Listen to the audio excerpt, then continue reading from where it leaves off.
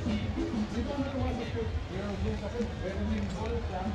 Not-aware na umiilaw pa na yung headline na diba? So, marami yung dito sa parang tawag. Parang hindi 1.6 yung niya Wesley, parang 1.2 eh. Tignan mo na yung looks niya, maganda.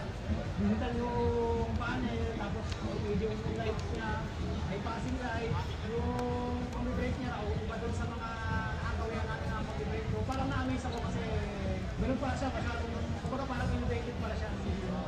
Pero for the looks, saka sa features, panalo.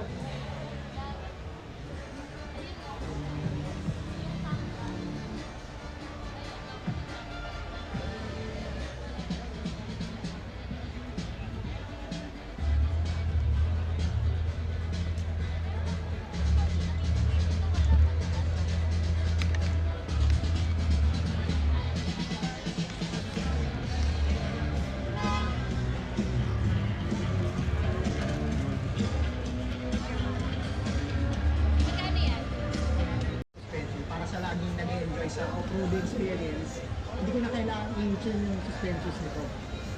Malambot sa harap, malambot talaga sa kahit anong lubak, off-road conditions, etc. Pati yung likod, no? Isang upin ko lang para sa malaking nagagaya ko. No, bigat kaya na pag 200. No?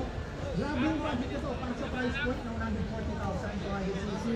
Ganito yung itsura niya, wala ka babaguhin. Sobrang sulit na.